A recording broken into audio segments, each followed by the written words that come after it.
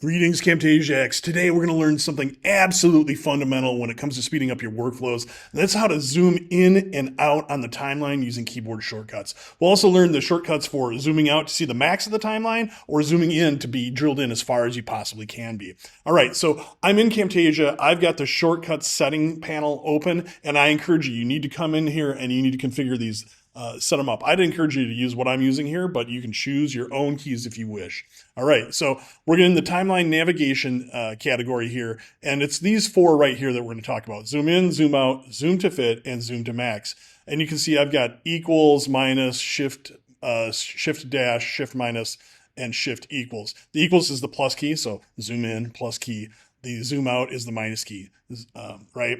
And so we use that modifier, those same two keys, and the modifier of the shift key to do the max and the fits. All right, let's take a look at what that looks like in practice. All right, so I've got this timeline with a bunch of different pieces of media on it.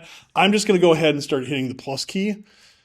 And you can see I zoom in on the timeline, right? And I'm going to navigate over here, and I'm going to start zooming in.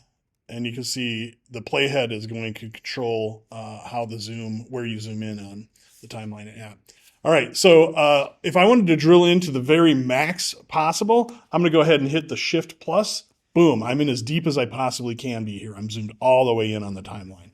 Now, if I use the Shift minus key, I'm going to zoom all the way back out, and I'm going to see everything on the timeline. So 4 keyboard shortcuts, absolutely critical for you increasing your speed efficiency and having more fun while you edit. Till next time.